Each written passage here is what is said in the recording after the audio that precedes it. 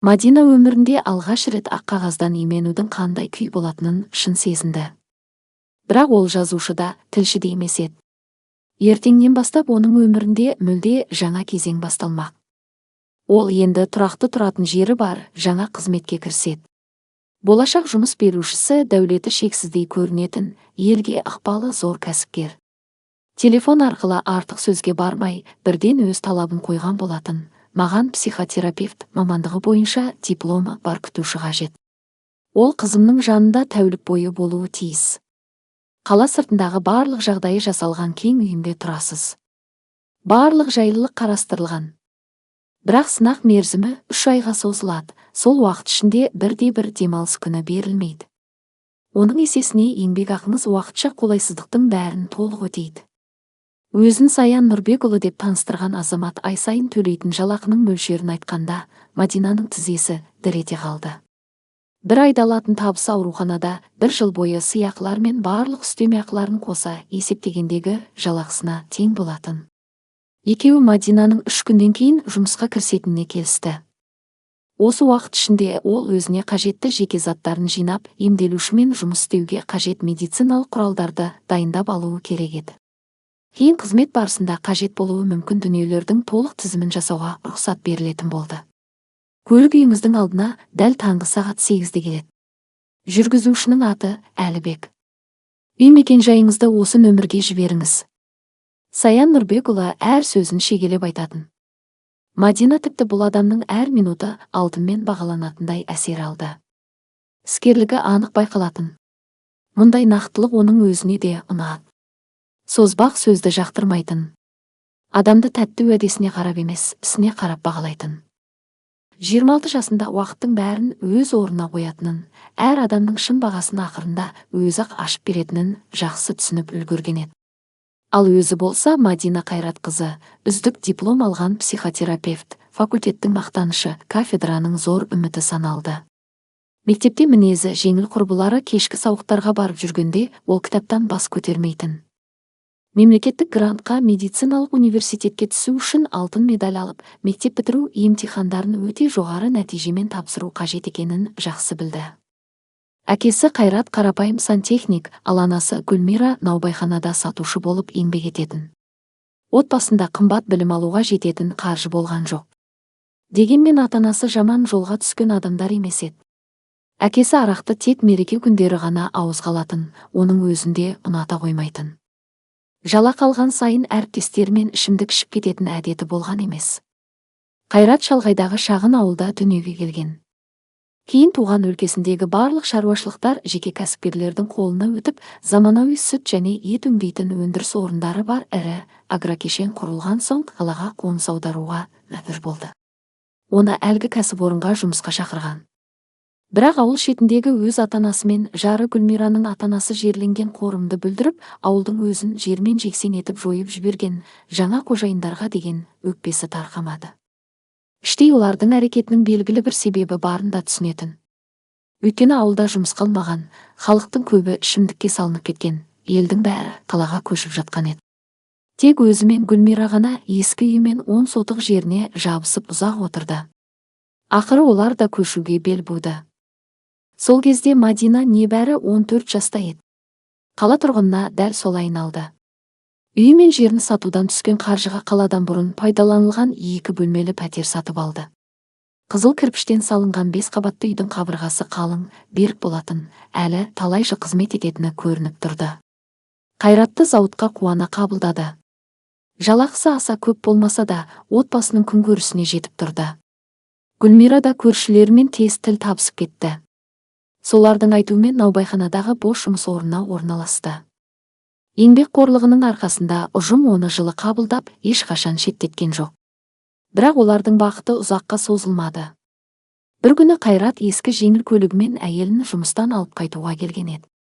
Сол сәтте аулада үлкен нан таситын жүк көлігі бұрылып жатып, олардың көлігін байқамай басып кетті. Жүргізуші не болғанын бірден аңғармай да қалды. Тағдырдың жазуы шығар, Қайрат пен Гүлмира оқиға орнында бірден көз жұмды. Мадинаның қаладағы өмірі дәл сол күннен жетімдікпен басталды. Бұған дейін ол мектепке асығып баратын. Білім алуды ерекше жақсы көретін. Адамдар арасындағы қарым-қатынас туралы кітаптарды бір түнде оқып тауысатын.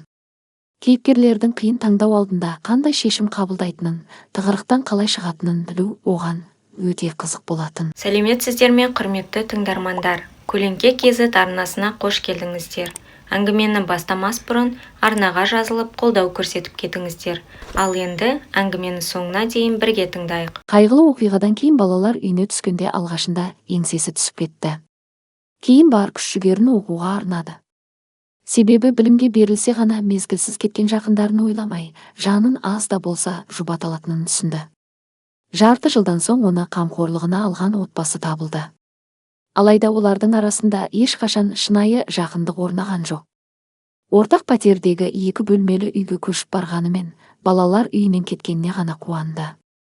Өйткені ондағы әрбір бала есейіп кетсе де, өз отбасын аңсап өмір сүретін. Ал Мадина тезірек ержетіп жеке өмір сүруді армандайтын. Жүрегі таза, аңғал бойжеткен адамдардың мінез құлқын іштей саралап, кімнің қандай жағдайда қалай әрекет ететінін болжауға құмар еді. Өздігінен психологияға әуестенгендей болатын. Ең қызығы, адамның мінезін өзгертуге, ойын басқа арнаға бұруға, дұрыс жолға сендіріп шығаруға болады деген сенім оның көңілінде күн өткен сайын күшейе түсті. 10-шы сыныпта оқып жүргенде Мадина ғылыми кітапханадан шықпайтын. Сол жерде Зигмунд Фрейдтің, Карл Юнгтің, Альберт Бандураның, Петр Гальпериннің, Аарон Бектің, Владимир Бехтеревтің еңбектерін жалықпай оқитын. Ал сыныптастары бұл ғалымдардың есімдерін бұрын-соңды естіп те көрмеген еді. Алтын медальды оған ешкім оңайлықпен ұстата салған жоқ. Ол күндіз-түні кітаптан бас көтермей маңдай термен жетті. Мұғалімдерге сыйлық апарып көңілін табатын ешкімі болған жоқ. Жетім қыздың оқуына ақша шашатын жан табылмады. Сондықтан жоғары бағаларды ол тек өз еңбегі мен қабілетінің арқасында иеленді. Сыныптастары оны өзгеше мінезіне бола мазақтап, соңынан қалмай қуалаған емес. Оның оғаштау қылықтарына әлдеқашан үйреніп кеткен. Негізі оған ерекше назар аударуға себеп жетіп артылатын. Өйткені Мадина аса көрікті бойжеткен еді. Ер адамдарда еріксіз өзіне тартып тұратын тылсым әйелдік сымбаты бар болатын. Ұзын шашы иығынан төгіліп тұрса да, оны алтын түстес немесе ашық көзді деп сипаттамай-ақ, айналасына ерекше жарасым сыйлайтын табиғи сұлулығы бірден көзге түсетін.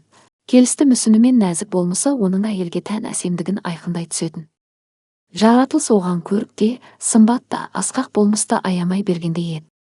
Бірақ Мадинаның өзі мұның ешқайсысына мән бермейтін. Бар ынта-жігерін білімге арнап, психология ғылымының тереңіне бойлай берді. Оған түрлі жастағы жігіттердің ынтық көзқарастары да әсер ете алмайтын. Мектепті тәмамдаған соң жетім қыздың үстіне алтын медаль иегері екенін ескерген медициналық университет басшылығы оған қолдау көрсетті. Тағдыры ауыр болғандықтан мемлекеттік гранттан орын тауып беруге шешім қабылдады. Қабылдау емтиханын ешқандай ақылы дайындықсыз өз білімімен өте жақсы тапсырып шықты. Кейін ата-анасынан мұра болып қалған өз пәтеріне қайта көшіп барды. Заң жүзінде өз меншігі болғандықтан оны ешкім тартып ала алмады. Киіну мәнері де қарапайым еді. Сән қуып көзге түсуге тырыспайтын. Ұқыпты әрі классикалық үлгідегі киімдерді таңдайтындықтан табиғи сұлулығын өзі байқатпай көмескілеп жүретін. Ер азаматтарға мүлде көңіл бөлмейтін.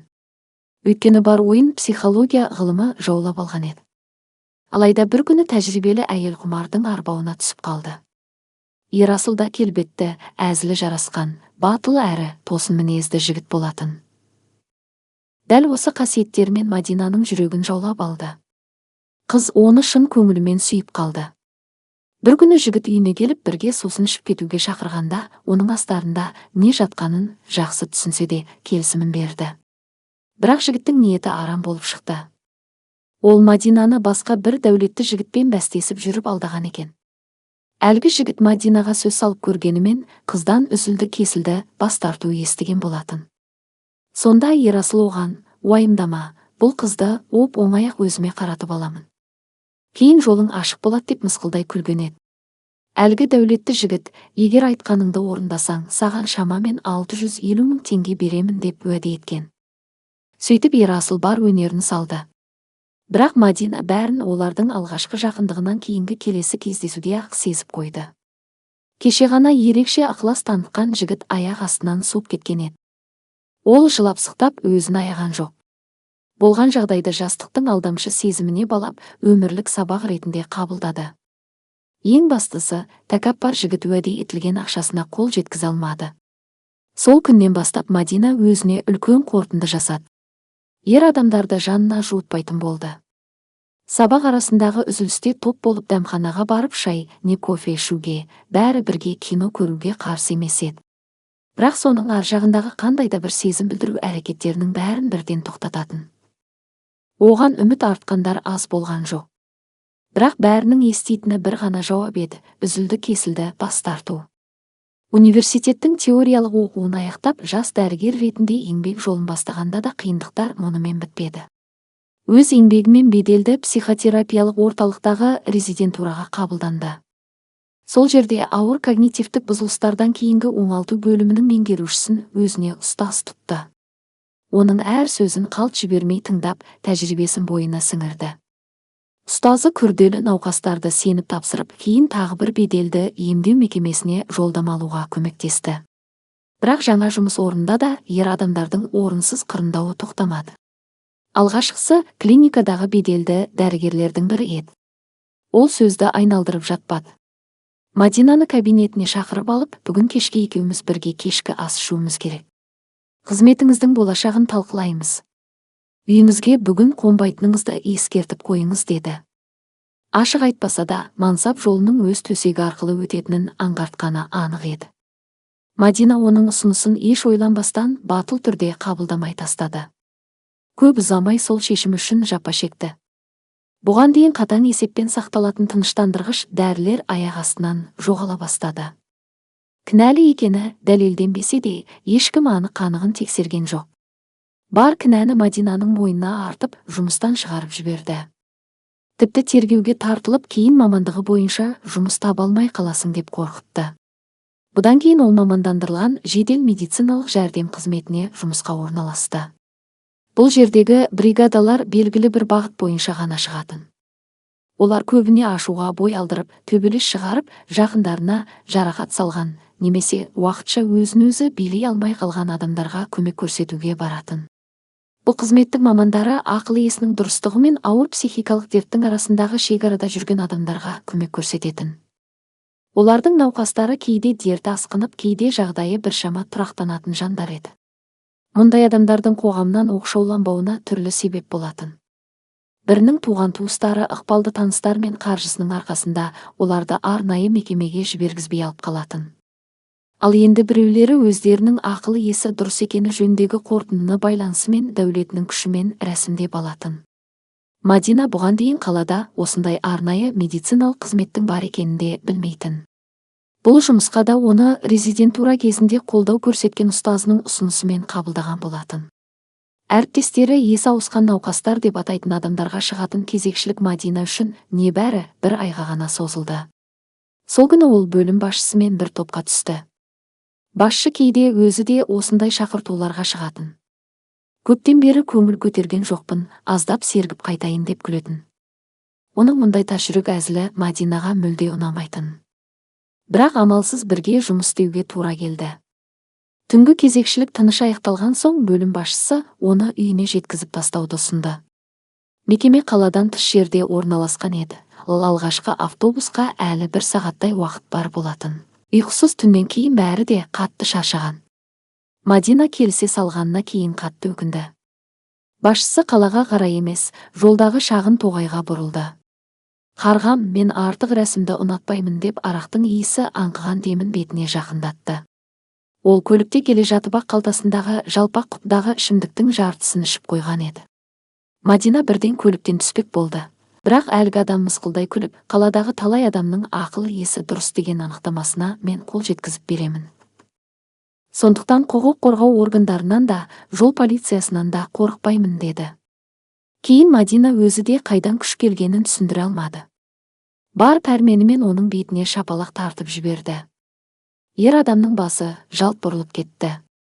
Ол таңырқай қарап тұрып, айтқанға көнбейді екенсің. Онда жөніңе жүр, жаным. Қалаға дейін шамамен 11 шақырым. Жаяу барып, жолда басыңды салқындатып аларсың. Менің ұжымымда мұндай қырсықтарға орын жоқ. Қаласаң кез келген қызметкерімнен сұра. Ал енді көзіме көрінбе, деді. Мадина ешкімнен ештеңе сұраған жоқ. Келесі ауысымда жұмыстан шығу туралы өтінішін жазып біржола кетіп қалды. Тағы да тәжірибесіз қалды. Тағы да жұмыссыз отырды. 1,5 ай бойы үйінен шыға алмады. Бірде-бір емхана оны тіпті мейіргер қызметіне де қабылдағысы келмеді. Сенімсіз қызметкер деген қауесет медицина саласына түгел тарап кеткен еді.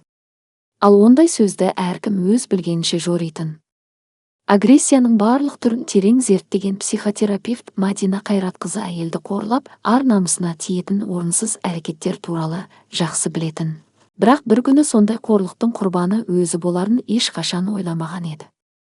Әдемі келбетінің кесірінен жеке шекарасын бұзып, мазалайтын адамдардан қалай қорғану керектігін әлі білмейтін. Мұны алдағы уақытта мұқият ойластыруы қажет екенін енді ғана түсіне бастады. Бір күн бұрын Саян Нұрбекұлынан келген телефон қоңырауы оның ұзаққа созылған сәтсіздіктеріне нүкте қойғандай болды. Бұл жұмысқа ол қалайда орналасуға бел буды. Қандай себептен бойын бір мезетте әрі қорқыныш, әрі үміт билегенін өзі де түсіндіре алмады. Ертеңгі күнім маған не дайындап тұр екен? Деп күбірлейді де, артынша тағы бір ауыр сынақ күтіп тұр ма екен? Деп өзіне өзі сұрақ қоятын. Содан кейін ішіндегі үрейді жеңгісі келгендей дауыстап күліп жіберетін. Ұсынылған қызметтің де өзіндік қиындығы бар еді. Ол ауыр қан дертіне шалдыққан әрі аутизм спектріндегі бұзылысы бар 16 жасар қыздың жеке күтушісі болуы тиіс болатын. Мұндай дерттің мәнін медицинадан алыс адамдардың көбі біле бермейді. Мұндай жандардың өзгелермен тіл табысуы қиын болады. Олар көбіне өздерінің шағын әлемінде өмір сүріп, бөгде адамдарды оған жақындата бермейді. Сондықтан қоғамда оларды аутизмге шалдыққан адамдар деп атайды. Мадина қарайтын қыздың сырқаты бұдан да күрделі еді. Оның иммундық жүйесі өз ағзасына өзі шабуыл жасап, сау жасушаларды зақымдайтын ауыр қан ауруына шалдыққан болатын. Қазіргі жағдайы орташа ауыр деп бағаланғанымен, ұзаққа созылған тыныш кезең әкесіне қызымен бірге тағы біраз уақыт өткізуге мүмкіндік беріп тұрды. Бірақ дерттің қашан қайта асқынатынын бір Алла ғана білетін. Дәрігерлер қолдарынан келгеннің бәрін жасап жатқанымен, Саян Нұрбекұлы қолдан келгеннің бәрін істеп жатырмыз. Бірақ қызыңыздың толық сауығып кетуі Алланың қалауына байланысты деп қана айталатын. Сонда қайғыдан қан жұтқан әке, мұны талай мәрте естідім. Енді айтыңызшы, қызымның өмірін қалай болса да жеңілдетудің жолы бар ма? Ол ештеңеге қызықпайды, еш нәрсеге үн қатпайды. Үнемі тыныш отырады. Оның күлімсірегенін өмірімде бір ретте көрмедім. 16 жыл бойы белгісіздікпен өмір сүру адамды есінен тандырады дейтін. Қарсы алдында отырған аутизм спектріндегі бұзылыстарды емдеумен айналысатын тәжірибелі дәрігер аз ғана үнсіз қалды да. Менің бір шәкіртім бар. Өкінішке қарай қай емдеу мекемесіне барса да ұзақ тұрақтай алмайды. Неліктен үнемі осылай болатынын өзінен де анықтай алмадым. Университетте ең үздік студенттердің бірі еді. Болашағынан зор үміт күттік. Қиын тағдырға тап болған адамдарға көмектесуге шын ықыласымен ұмтылатын. Мамандығындағы барлық жаңа әдісті қалт жібермей меңгеретін. Бірақ еңбек жолында жолы болмай, біртіндеп сағы сынып кетті деді. Өкінішке қарай әрбір үздік шәкіртімнің жанынан табылып, үнемі қамқорлық көрсете алмаймын. Оған бірнеше рет жақсы жұмысқа орналасуына көмектестім, бірақ жолы болмады. Жақында әйелімнің туған күніне торт алуға кондитер дүкеніне барғанымда аяқ астынан кездесіп қалдық. Байланыс нөмірлерімізбен алмастық. Егер қарамағымыздағы емдеу мекемелерінің бірінде бос орын ашылса, хабарласайын деген ой болды. Сол қызды шақырып көріңіз. Ол менің бөлімімде резидентурадан өтті. Оның адалдығы мен біліктілігіне өзіме сенгендей сенемін, деді дәрігер. Саян Нұрбекұлы барлық артықшылықтар мен тәуекелдерін саралап шықты да ештеңе жоғалтпайтынын түсінді. Бұған дейін ыңжумен жұмыс істеген күтушілердің ешқайсысы нәтиже көрсете алмады. Бәлкім осы жас маманның қолынан бірдеңе келер. Оның кең үйінде тұратын адам аз емес еді. Ең сенімді қызметкері 30 жылдан бері қасында жүрген аспаз Зәмзәгүл апай. Оның ұлы Мирас баққа қарайтын бағбан әрі үй шаруасына анасына көмектесетін жан болатын. Үйдің тазалығына Ақерке жауап беретін. Демек Мадина Қайратқызына да орын табылады. Қонақтарға арналған 4 бөлме бос тұр. Ақеркеге жаңа қызметкердің келуіне дайындық жасауды тапсыру ғана қалды. Осылайша бәрінің тағдырын өзгертетін тәжірибенің алғашқы қадамы басталды. Ал Мадина болса өміріндегі үлкен өзгерісті алдымен сыртқы келбетін өзгертуден бастауды жөн көрді. Жаңа қызметіне лайық, табиғи сұлулығын барынша жасыратын бейне қалыптастырмақ болды. Өзінің ойынша бұл өзгелер қызығатындай сұлулық оған осы уақытқа дейін тек кедергі келтірген еді. Енді сол жағдайдың тағы қайталануына жол бергісі келмеді. Киім сөресінен кең пішілген шалбарларды, күңгірт түсті мол белдемшелерді, кең жемпірлерді, кең үлгідегі жейделерді, аласа өкшелі аяқ киімдерді таңдап алды. Үйде киюге арналған киімдерінің арасында қонжық, қолтырауын және көгалдағы қояндардың суреті бейнеленген бірнеше көңілді пижама да бар еді. Ал іш киімді әрдайым әдемі, жібек пен шілтерден тігілген түрінен таңдайтын. Бірақ оны сырт киімнің астынан ешкім көрмейтінін жақсы білетін. Шашын жинау біраз әуреге салды. Қалың шашы өрімге оңайлықпен көнбей қойды. Әйтеуір әрең дегенде төбесіне түйілген қарапайым шаш үлгісін жасап шықты. Соңында жай әйнегі бар көзілдірікті тақты. Оны кезінде университеттегі бір мерекелік кешке арнайы сатып алған еді. Енді тағы бір қажетке жарады. Айнаға ұзақ қарап, жаңа бейнесіне көңілі толған соң, осы жасыруға арналған киімдерінің бәрін үлкен сөмкеге жинады. Бірақ оған қарағанда мамандығына қатысты кітаптарын жинауға әлдеқайда құлшына кірісті. Емделушісі демалып жатқан кезде аутизм туралы еңбектерді қайтадан мұқият оқып шығуды жоспарлады. Мұндай күрделі жағдайға алдын ала дайындықсыз кірісуге болмайтынын жақсы түсінетін. Әр істің негізінде сабырлы ой мен кәсіби байып болуы керек еді.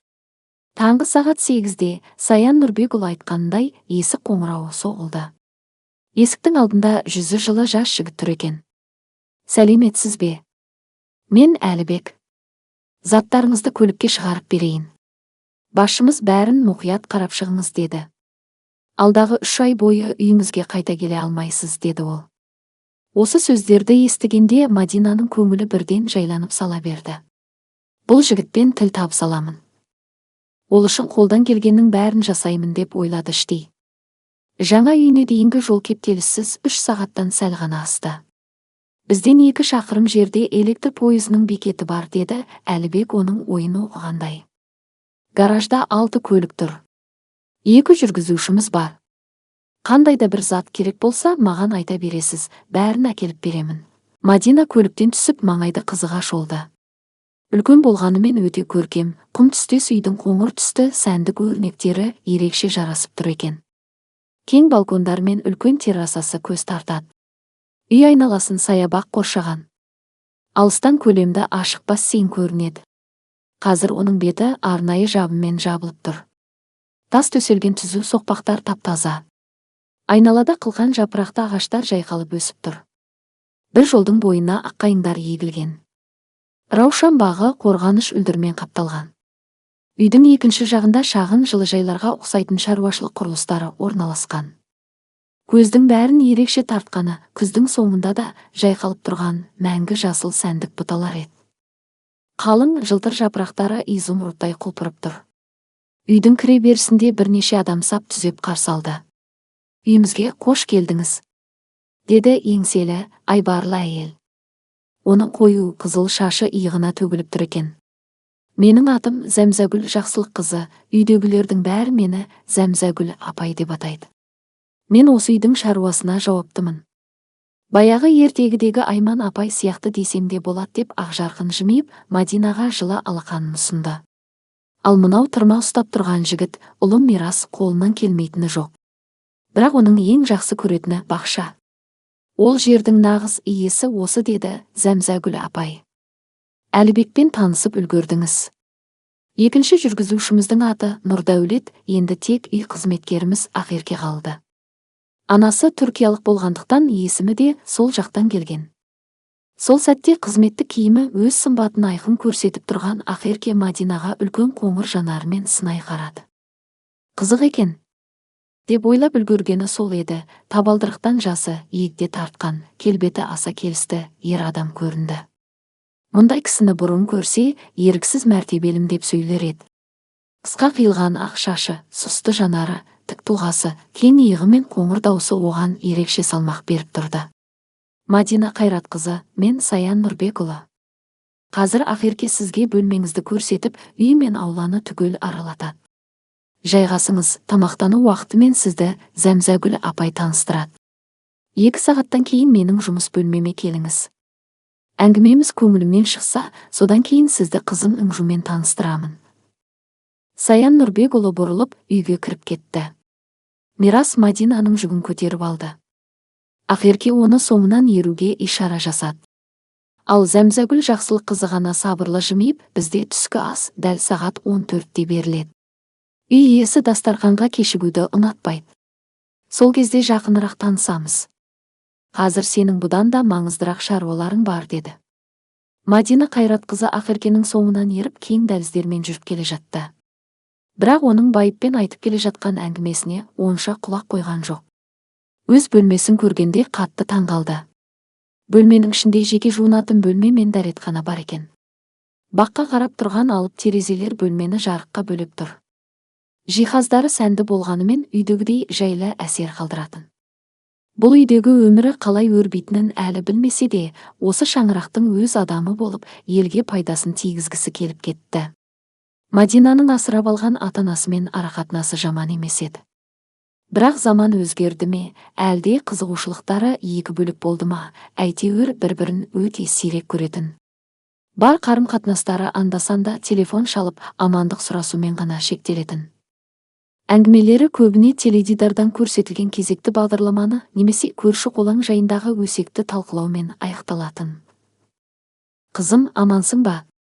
Бізде бәрі жақсы дегеннен ары аспайтын. Мұндай салқын қарым-қатынас Мадинаның жанын қысып жіберетін. Туған күнде немесе жаңа жылдың алдында сыйлық алып барып қайтатын. Бірақ ішіндегі мұңын, жалғыздығын, өмірдің қиындығын әке-шешесіне ақтарып айту ешқашан мүмкін болған емес. Өйткені олардың түсінігінде ол әлдеқашан есейіп, өз күнін өзі көретін адам еді. Асырап алған ата-анасымен бірінің қайғысын бірі бөлісетін ерекше рухани жақындық қалыптаспады. Олар Мадинаның мамандық таңдауында толық түсінбейтін. Ал оның жеке пәтерге көшіп дербес өмір сүре бастағанын керісінше құптады. Енді қыздары теледидар алдында қуырылған күнбағыс шағып, уақыт өткізгендеріне ескерту жасап мазаламайтын болды. Қаны басқа, тағдыры басқа болған соң, өмір жолдары да екі бөлек арнамен ағып жатты. Ал мына үлкенде көркем үйде Мадина алғашқы жарты сағаттың өзінде ақ үй тұрғындарының бір-біріне деген ерекше жақындығын сезіп үлгерді. Мұнда енді ғана келгеніне қарамастан, ұзақ уақытқа қалып қойғысы келді. Ұзақ сөйлеп шаршаған Ақерке ақыры оны Саян Нұрбекұлының жұмыс бөлмесінің алдына дәл уақытында алып келді. Кетерінде, маған сіз демей-ақ қой, сен деп сөйлесе бер. Артық ресмилікті ұнатпаймын. Күні бойы бірге жүретін боламыз ғой. Бірақ үй иесінің бөлмесіне бірден кіріп кетпе. Әуелі есікті қағып, рұқсат сұра. Ол жөнсіз еркінсуді жақтырмайды, деді. Мадина басын изеп кеңесіне алғыс айтты әрі, бұдан былай емен жарқын сөйлесуге келісті. Ақерке бұрылып кетіп бара жатып, сымбатты жүрісін әдейі аңғартқандай көрінді.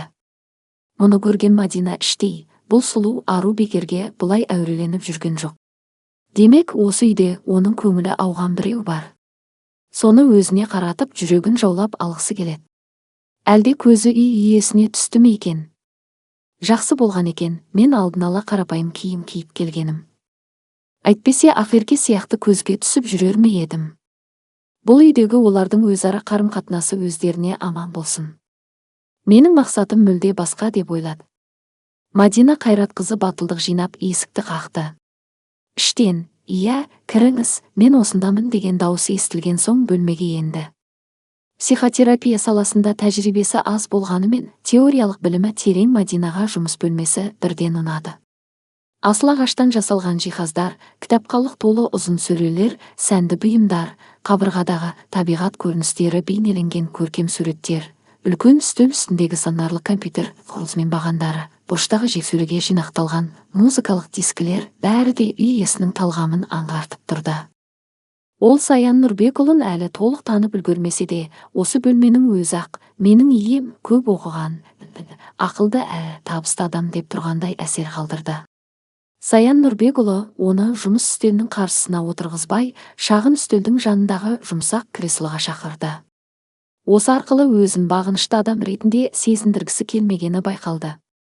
Үстел үстіндегі қоңырауды басып Ақеркені шақырды. «Бізге 2 кесе кофе әкелші. Әлде шырын шай ішесіз бе?» деп сұрады. Мадина алғыс айтып кофе таңдады. Таңертеңнен бері қатты толқығандықтан үйден таңғы ас ішіп шықпаған еді. Енді қарны шұрылдап, ыңғайсыз жағдайға қаламын ба деп қысылып отырды. Абырой болғанда Ақерке кофемен бірге жанға қосылған печенье салынған тәрелкені, бір қорап шоколад кәмпит пен қаймақ құйылған құмыраны да ала келді. Аштықпен толқу қосылған Мадина тәттілерге еріксіз қол созды. Бірақ Саян Нұрбекұлы оның бұл қылығына жақтырмай қараған жоқ. Керісінше, адамдардың шынайылығы мен табиғилығын бағалайтындықтан жымиып, алғашқы жұмыс күніңізде сізді дұрыс қарсы ала алмаппыз. Жолдан келген адамға бірден шайда ұсынбадық деді. Аузы толып отырған Мадина бәрі дұрыс екенін айтпақ болды. Бірақ сөзі анық шықпаған соң, ұяла жымиып, еріндегі үгінділерді сүртіп, асықпай шайнап болғаннан кейін ғана, кешіріңіз, толқығаным сонша, тәттіге бірден бас салдым. Кофеге рахмет.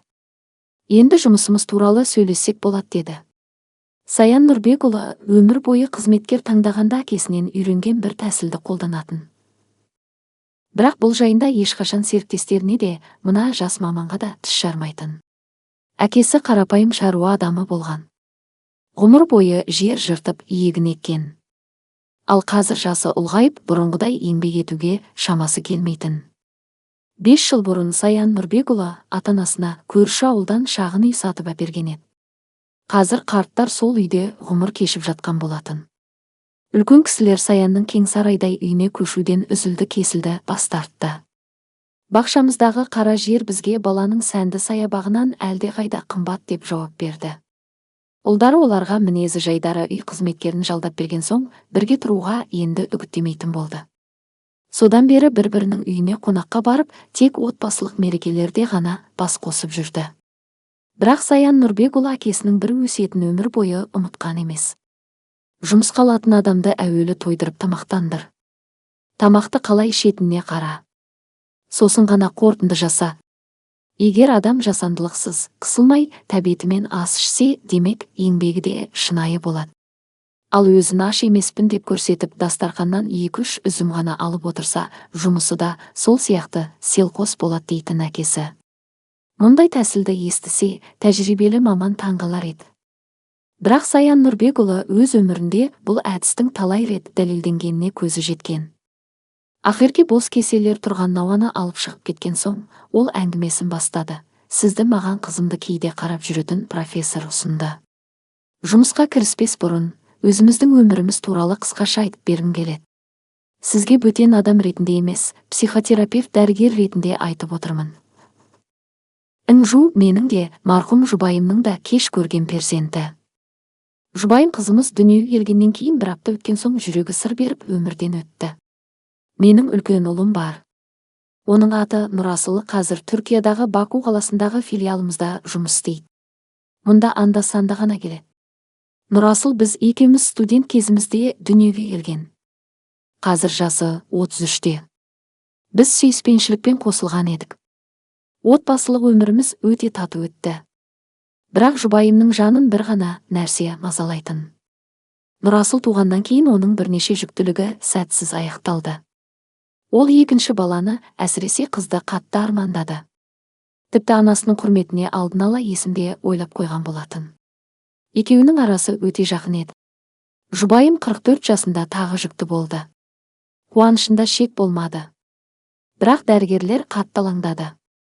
Кәдімгі жоспарлы тексерістің өзінде ақ жүрек соғысының ауыр бұзылысы анықталды. Жүрегі жүктемені көтере алмады. Қан тамырлары да сыр бере бастады. Дәрігерлер нәрестеге қажетті қорек толық жетпей жатыр деп қауіптенді. Ал жұбайым ауруханада сақтауда жатып, маған қайта-қайта дәрігерлерге бұл жүктілікті тоқтатуға жол берме. Айтқандарының бәрін орындаймын. Бұл сәбиді дүниеге әкелуім керек деп жалынатын. Ультрадыбыстық тексеруде қыз көтеріп жүргенін білген соң, оның үміті тіпті күшейді. Алла тағала бізге ақыры мейірімін төгіп, соңғы мүмкіндігімізді берді деп сенді. Жұбайым 9 ай бойы көрген азабына да, тоқтаусыз ем-домға да, ине мен дәріге де, кесар тілігіне де шыдады. Бірақ ең ауыр соққыны қызымыз туғаннан кейін естідік. Неонатолог дәрігерлер сәбидің бойынан бірден күмәнді белгілер байқады. Кейінгі толық тексеріс оның әйелдер арқылы берілетін өте сирек кездесетін тұқым қуалайтын қан ауруына шалдыққанын көрсетті. Мұндай дертке ұшыраған адамдардың ғұмыры көбіне 10 жылдан 15 жылға дейін ғана созылады екен. Бұл хабар жұбайымды мүлде күйретіп жіберді. Онсыз да сырқат жүрегі мұндай қайғыны көтере алмады. Жүрек ұстамасы жиілеп ауруханадан енді қайтып оралмады. Ал Інжу 2 ай бойы мұқият бақылауда болғаннан кейін ғана үйге шығарылды. Алғашында менің жан дүнием астан-кестең болды. Тіпті кішкентай қызымды да кінәлап жүрдім. Маған ең қымбат адамымды алып кет деп ойлайтымын. Сол кезде Нұрасыл небәрі 17 жаста еді. Қазір ойласам, сол жасында қандай дана болғанына таңғаламын. Ол маған бәрі Алланың жазуы екенін айтты. Мен де анамнан айырылдым. Бірақ бұл оның тағдыры, арманы және таңдауы болды деп жұбататын. Сенерсіз бе, қызымызға күтушімен бірге негізінен сол қарады. Жөргегін ауыстыруды да, арнайы қоспамен тамақтандыруды да тез меңгеріп алды. Бірақ көп ұзамай тағы бір ауыр сынаққа тап болдық. Дәрігерлер Інжудің басқа балаларға мүлде ұқсамайтынын байқады. Қан ауруының белгілері әлі байқалмағанымен, 6 айлығында да, 1 жасында да, одан кейін де бізге ешқандай әсер білдірмейтін. Елестетіп көріңізші, тамағын ішеді, ұйықтайды. Бірақ жанындағы адамдарға да, айналасындағы түрлі түсті назар. Бет жүзі қимылсыз. Ишара жоқ. Қай қалыпқа жатқызсаң не отырғызсаң, сол күйінде ұзақ уақыт қозғалыссыз отыра береді. Сырт келбеті өте сүйкімді. Үлкен жанары, бұйра шашы, томпиған аяқ-қолы бар. Бірақ мінез құлқы кәдімгі жансыз қуыршақтай болатын. Біраз уақыт өткен соң оған Аспергер синдромы, яғни аутизм диагнозы қойылды. Дәрігерлер бұл аутизмнің басқа түрлеріне қарағанда үміт бар екенін айтты. Ағзасының кейбір қызметтері дамиды, бірақ толық қалыпқа келмейді деді. Мен қызымды Түркияға апардым. Ол жақтағы мамандар біз үшін үлкен жетістікке қол жеткізді. Ұйқысының бұзылуын реттеді. Тамақтану тәртібін қалыптастырды. Айналасында болып жатқан оқиғаларға аздап болса да назар аударуға үйретті. Түркиядан елге үлкен үмітпен оралдым. Інжу үйдегілерді тани бастады. Өзіне ғана түсінікті тілде былдырлап сөйлейтін болды. Кейде ойын ишарамен жеткізуге тырысатын. Бірақ әлі күнге дейін бірде-бір рет күлімсіреуді үйренбеді. Далада қатты дыбыс шықса, соған ғана бұрылып қарайтын.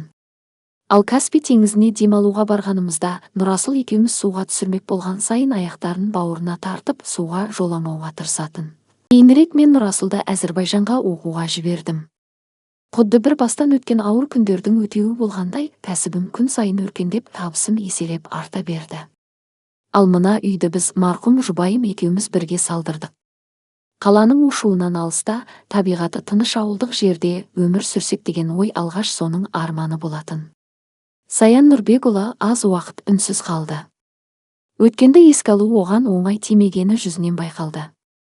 Сағатына көз тастап, түскі асқа небәрі 15 минут қалыпты. Қалғанын жұмыс барысында біртіндеп өзіңіз де білесіз. Ең маңыздысын ғана айтайын. Аш қасқырдай анталаған аутоиммундық дерт Інжужан бой жетіп, өтпелі жасқа аяқ басқанда күрт асқынды. Ол қатарластарынан үнемі кеш дамитын, сондықтан бұл шамамен 2 жыл бұрын 14 жасында басталды. Бұрын дәрігерлер қол жеткізген жетістіктердің бәрі көз алдымызда жоғала бастады. Өз ағзасының өзі жасушалар мен тіндерін зақымдай беруі ми қызметіне де әсер еткендей болды. Бұрын анық айтып жүрген бірнеше ондаған сөзінің бәрін ұмытты. Қайтадан айналасында болып жатқанның бәріне бейжай қарайтын күйге түсті. Бұрын Зәмзәгүл апаймен серуендегенді ұнататын, мирас көмегімен бассейнде де жүзе алатын еді. Қазір солардың бәрін ұмытты. Төсектен тұрғызуға да жиі қарсылық білдіреді. Енді тек мүгедектер арбасымен ғана қозғалады. Тамақты өте аз жеді. Күннен күнге салмағы азайып барады. Мадина Қайратқызы, сіздің сиқыршыда құдірет иесі де емес екеніңізді жақсы түсінемін. Дәрігерлер қызыма 1 жылдан артық уақыт қалмағанын айтты. Оның нәзік денесіндегі бүліну үдерісі тоқтар емес. Сондықтан сіздің алдыңызға қойған жалғыз өтінішім қызымның қалған өмірін мүмкіндігінше жеңілдету. Бұл мүмкін емес екенін өзім де білемін. Бірақ бәрібір оның біздің саябаққа, осы үйдегі адамдарға, көк аспан мен күнге қарап 1 рет болса да күлімсірегенін көргім келеді. Сізден тым көп нәрсе сұрап тұрған жоқпын ба? Деді. Мадина Қайратқызы қатты толқыды. Бірақ бұл өзіне жүктелген міндеттен емес еді. Қолынан келгеннің бәрін жасап, бар білімін жұмсауға дайын болатын.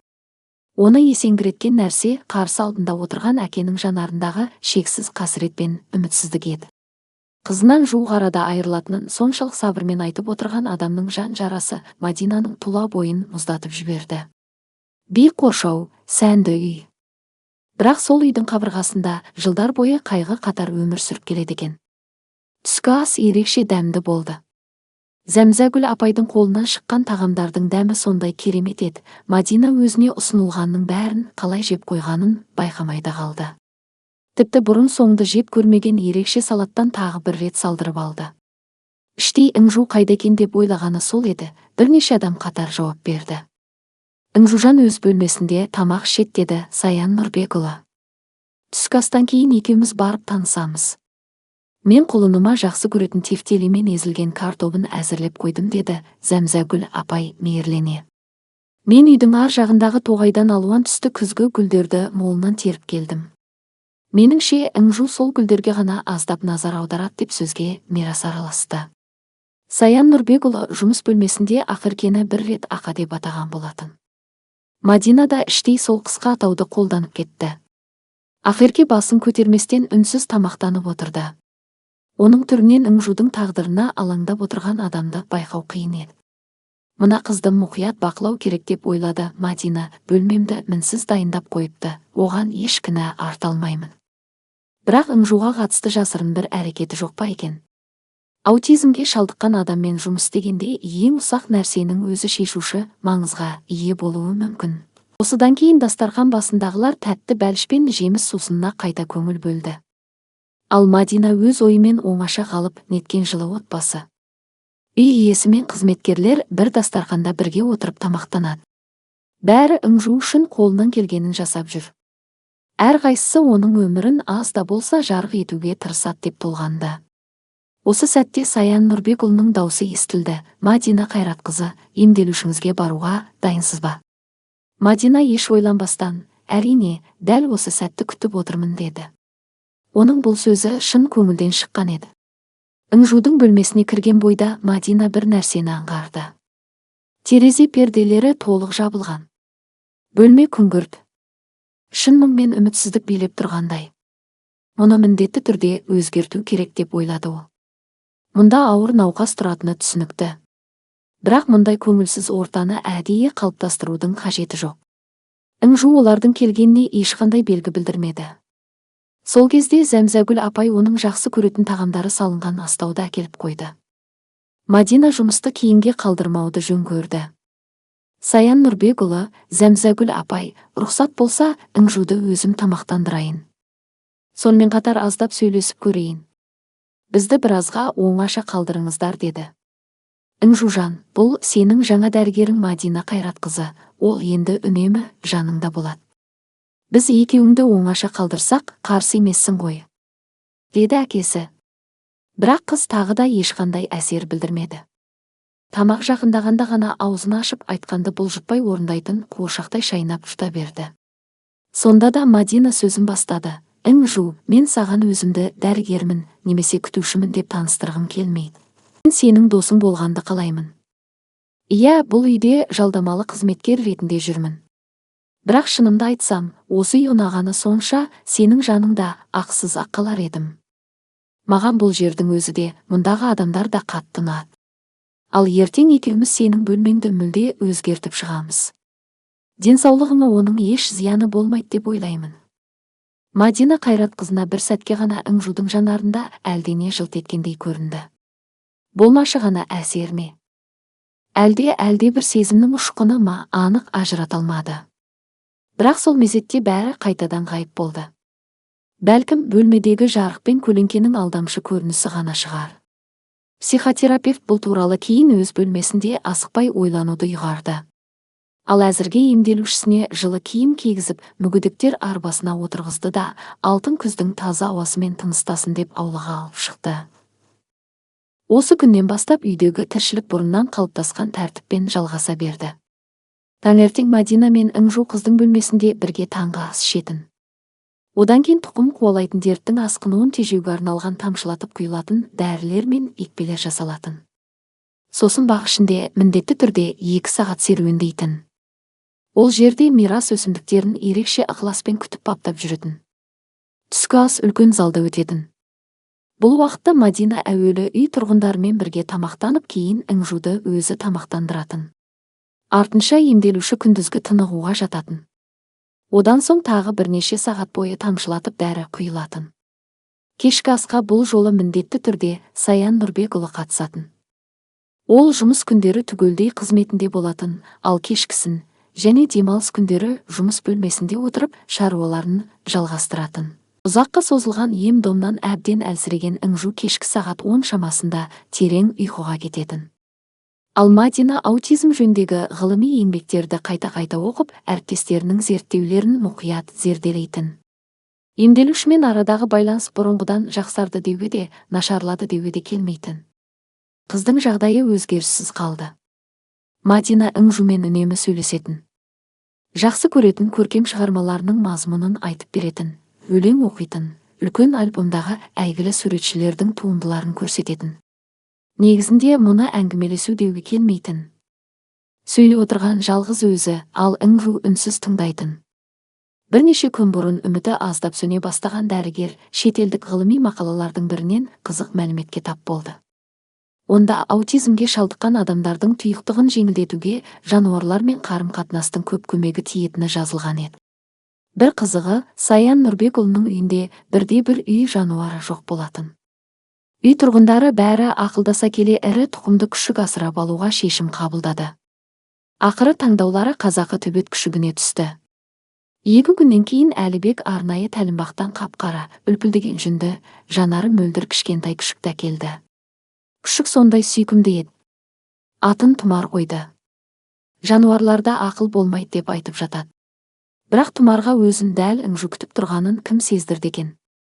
Мадина Қайратқызының өтінішімен ыңжудың бөлмесі әлдеқашан өзгертіліп, түрлі түсті бұйымдармен безендірілген еді. Сол бөлмеге кірген бойда Тұмар ешқайда бұрылмастан қыздың жанына келді де, дымқыл тұмсығымен оның алақанына сүйкенді. Сол сәтте Мадина тағы да ыңжудың көзінен бір сәуле жылт еткенін анық байқады. Қас қағым ғана көрінгенімен, бұл жолы оның жылы жағымды әсер екеніне күмәнданбады. Алғаш рет олардың дұрыс бағытпен келе жатқанына сенімі нығайды. Жаңа жыл қарсаңында бүкіл үй Нұрасылдың Бакудан келуін тағатсыздана күтті. Мадина Қайратқызы оны әлі көрмеген болатын. Тек Зәмзәгүл апайдың, біздің Нұрасыл алтын бала ғой. Ол келгенде ыңжужан мүлде өзгеріп кетеді. Күлімсірей алмайтынын өзің де білесің. Бірақ ағасы келгенде жүзі ерекше нұрланып кетеді деген сөзін ғана есінде сақтап қалған. Сол кезде әңгіме үстінде отырған Ақерке де сөзге араласты. Өзі қандай келбетті жігіт десеңізші. Біздің Нұрасыл Саянұлы байсалды, тәрбиелі, ақылды.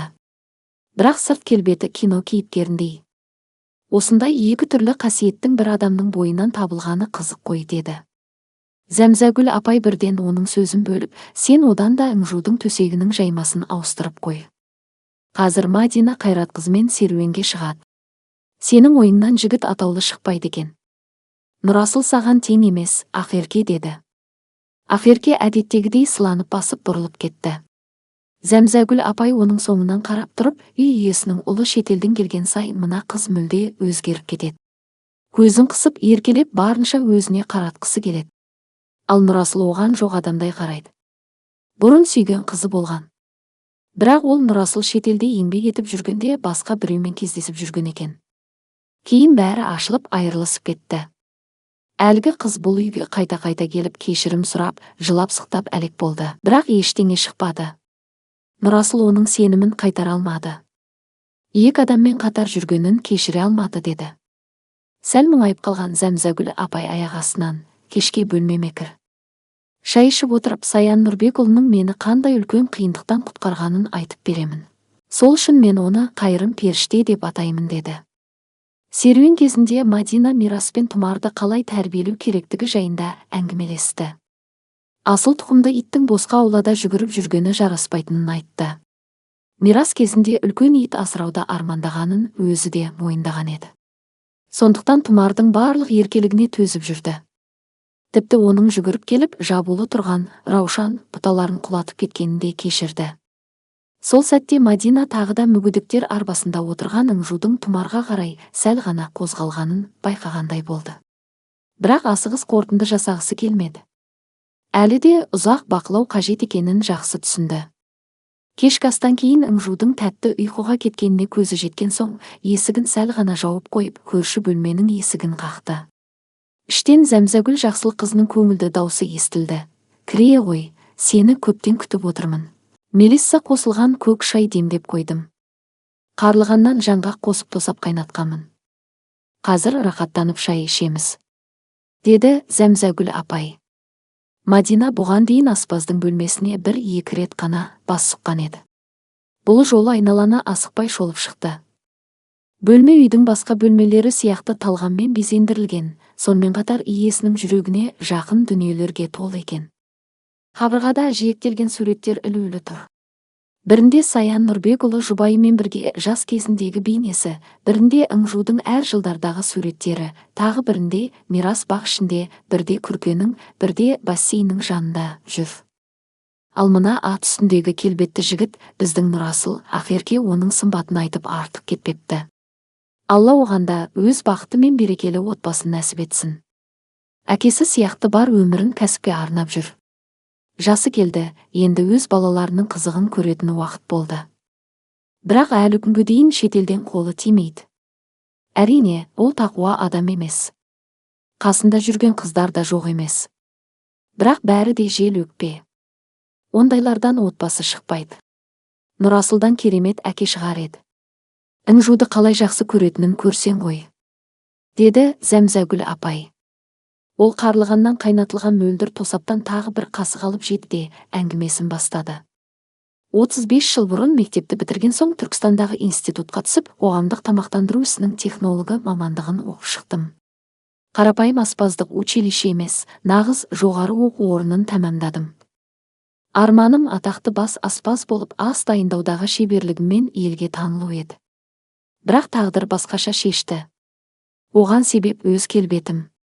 Бойым өте ұзын, аяқ киім өлшемім үлкен, денем ірі, қызыл шаштымын, жүріс-тұрысым ебедейсіздеу, киінудің де ретін білмейтінмін. Әрине, аспазды киіміне қарап таңдамайды. Бірақ диплом алған соң жұмыс іздеп барған барлық дәмхана мен мейрамхананың кадр бөліміндегілер түрлі сылтау айтып қабылдамайтын. Бір беделді мейрамханада ғана бір әйел маған шынын айтты. Бізде қонақтарға тағам ұнап қалса, оны әзірлеген аспазды залға шақырып таныстырамыз. Сіз біздің мекеменің келбеті бола алмайсыз. Сізге тек цирктің буфетінде ғана жұмыс істеу жарасар еді. Мұны сізді ренжіту үшін емес, шындықты жасырмай айту үшін айтып тұрмын, деді. Сөйтіп жүріп бір күні жолым болды.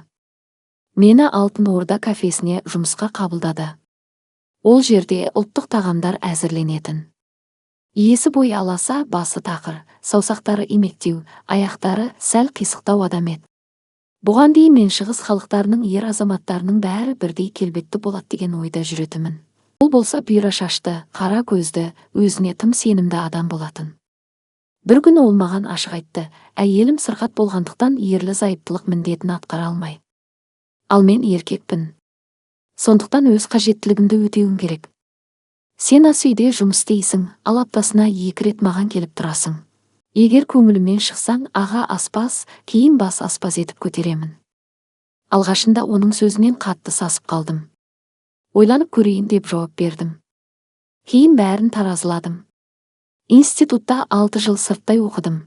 Оған дейін 2 жыл асханада аспаздың көмекшісі болдым. Жасым 26-ға таяп қалған. Бірақ әлі тұрмысқа шықпадым. Маған ғашық болған жанды болған емес. Ешбір ер адам маған ерекше ықыласпен қарағанын сезбедім. 2 күннен кейін ұяла жүріп, оның барлық талабына келісетінімді айттым. Алтын Орда кафесінің иесі маған бір қарап алды да қоймаға ертіп кірді. Сол жерде көкөніс жәшіктері мен көк шөптердің, сосын салынған қораптардың арасында әйел мен ер адамның жақындығының не екенін алғаш рет бастан өткердім. Не дейсің енді, болған іске өкінгеннен пайда жоқ. Осылайша біздің жасырын қатынасымыз 1,5 жылға созылды. Кейін жүкті екенімді білдім. Мұны естіген бойда әлгі адам ештеңені түсіндіріп жатпастан мені жұмыстан шығарып жіберді. Ешкімге тіс жарып айтпа. Әйелім ештеңе білмеуі керек. 3 ересек балам бар. Олар менің кіммен байланыс құрғанымды білсе, бүкіл туыс күледі деп қайта-қайта ескертті. 3 айлық жалақымды алдын ала берді де, әрі қарай тағдырыма араласпады. Жүктілігімді оған бірден айтпаған едім. Іштей мұның жақсылыққа апармайтынын сезгенмін. Денем толық болғандықтан ішім тек 6-7 айда ғана анық байқалды. Дәл декреттік демалысқа шығатын уақыт жақындағанда жұмыссыз қалдым. Пәтер жалдауға жинаған ақшам мирас дүниеге келерден 2 апта бұрын таусылды. Туған туысымнан алыстағы бір ауылда тұратын бір апайым ғана бар еді. Бірақ онымен қандай туыс екенімді де нақты білмеймін. Әкемді өмірімде көрген емеспін. Анам мен 20 жасқа келгенде ішімдікке салынып кетті. Алғашында қаңғып жүрді, кейін мүлде із-түзсіз жоғалып кетті. Соған қарамастан, баламды дүниеге әкелуге бір сәтте күмәнданған жоқпын. Бұл дүниеде жалғыз өзім қалсам да, енді өз қанымнан тараған жаным болатын еді. Пәтер иесі аса мейірімді адам емес еді. Бірақ аяушылық танытты. Мен босанып перзентханадан шыққанша күтті. Одан кейін тағы бір ай тегін тұруыма рұқсат берді. Кейін өз балалары көшіп келетін болған соң, пәтерді босатуды сұрады. Сөйтіп 1 айлық мирасымды құшағыма алып баспанасыз қалдым. 1 аптадай арзан қонақ үйде тұрдық. Бірақ балам мазасыз еді. Ғимараттың дыбыс өткізгіштігі нашар болғандықтан түнде жылаған сайын басқа қонақтар шағымдана бастады. Амалсыз ол жерден де кеттік. Қолымда азын-аулақ затым мен құндақтағы 1 айлық мирасым ғана. Қалааралық автобус аялдамасында отырып ауыл жаққа кетуді ойладым. Әлде бір иесіз қалған үй табылып қалар деген үміт болды. Әмиянымдағы ақша әр кетсе 1 аптаға ғана жететін. Аялдаманың жанына қымбат қара жол талғамайтын көлік келіп тоқтағанда, жүргізушінің маған не айтып тұрғанын бірден де түсінбедім. Құшағымдағы сәбиімді қысып ұстап көз жасымды тыя алмай отырғанмын. Әлгі адам Саян Нұрбекұлы екен. Сол кезде осы маңнан үй салып жатқан. Жақында ғана тасжолдың бойында ашылған құрылыс дүкенін іздеп жүр екен. Мекенжайын көрсетіп жібердім. Болды, кете береді деп ойлағанмын. Бірақ ол асықпады. Кейін өзі айтып еді, сіздің көзіңіз дәл сабалған күшіктің жанарындай мұңға толып тұрды. Соншама шарасыздықты көріп, үнсіз кетуге дәтім бармады деді.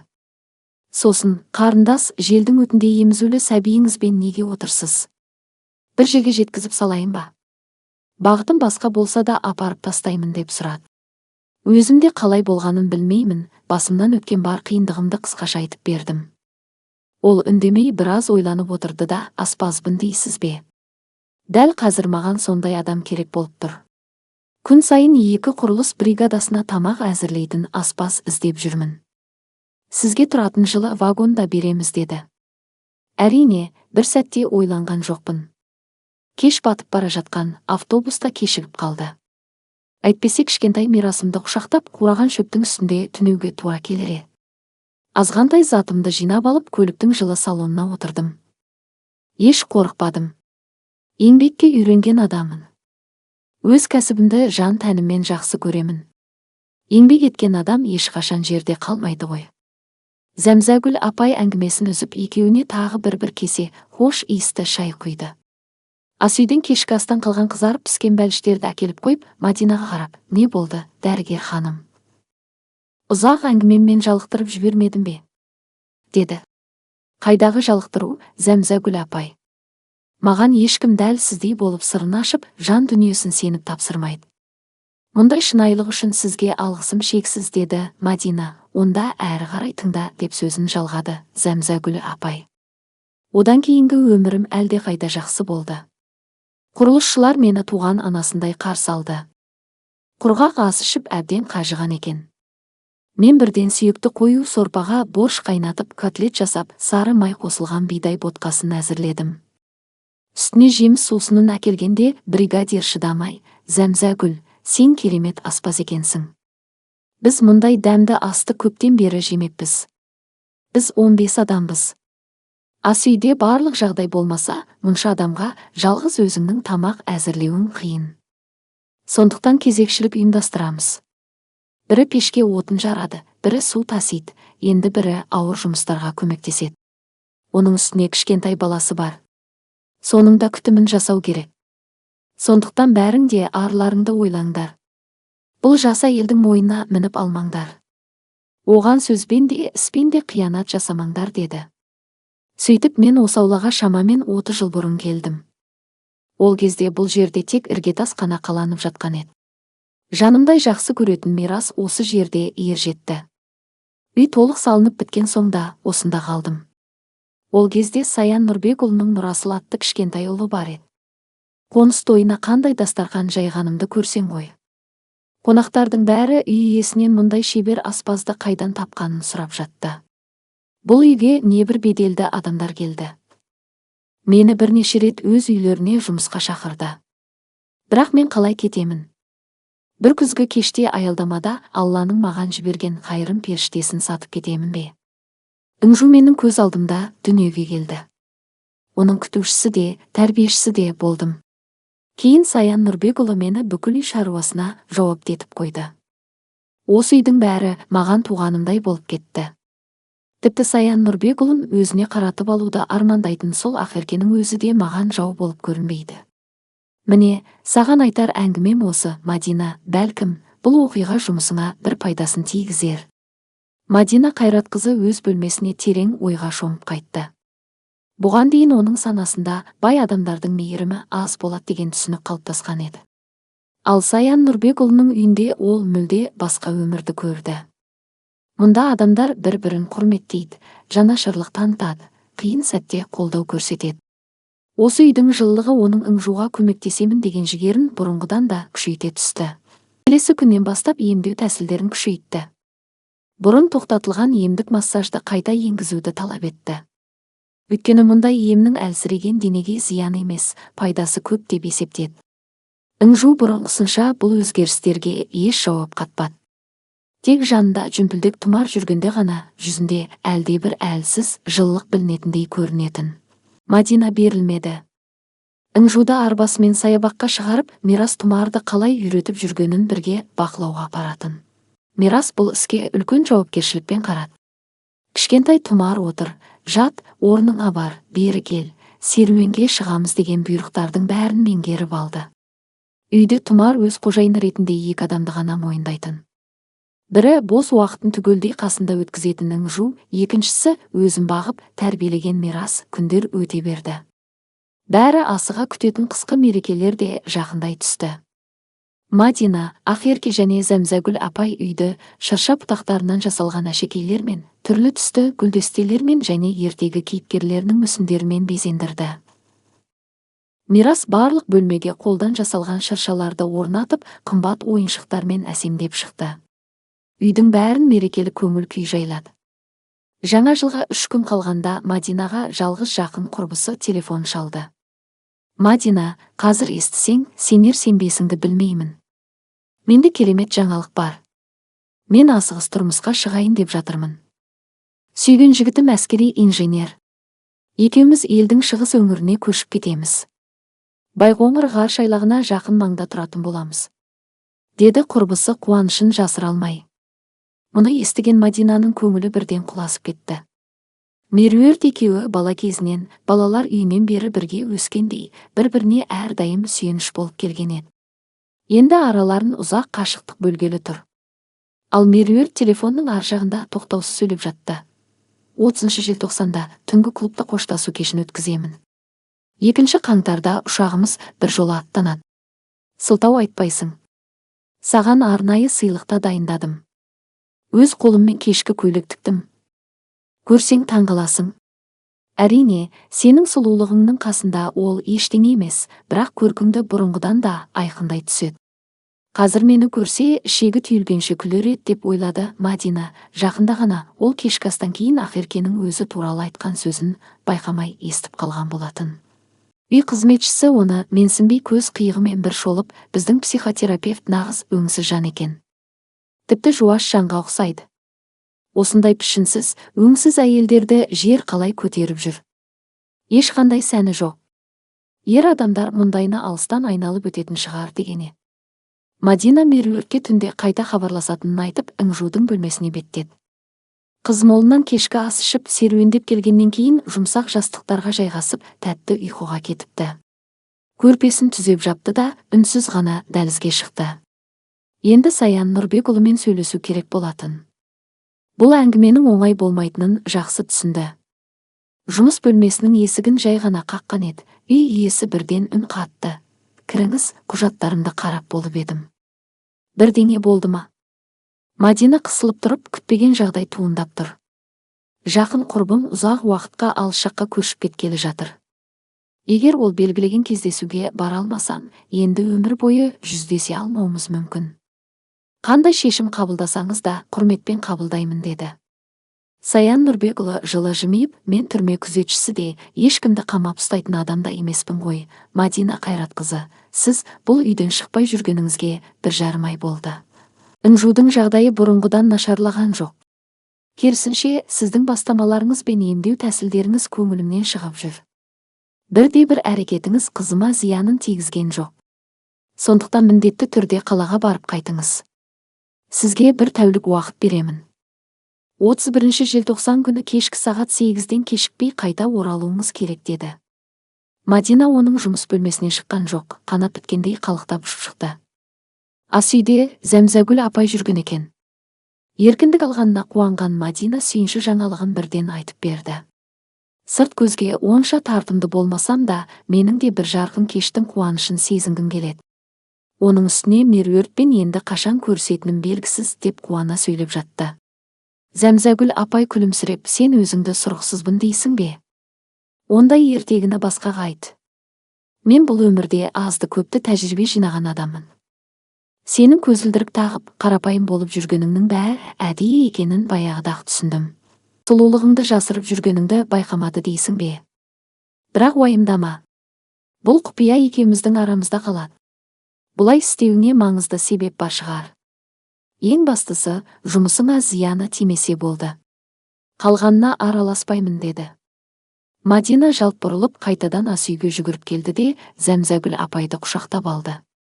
Бұл үйде 2 қайырым періште бар екенін енді анық білдім. Бірі Саян Нұрбекұлы болса, екіншісі өзіңіз. Сіздің кең пейіліңіз бен адамды түсіне білетін жүрегіңіз ешкімнен кем емес деді. Ол Зәмзәгүл апайдың алма мен ванильдің иісі аңқыған жұмсақ бетінен сүйіп алды да, Меруертке қуанышты хабарды жеткізу үшін асығып бөлмесіне жүгірді. Меруерт қаладағы сән үйінің бірінде киім үлгісін жасаушы болып істейтін. Сондықтан Мадинаға арнайы тіккен көйлегі ерекше сәнді болып шыққан еді.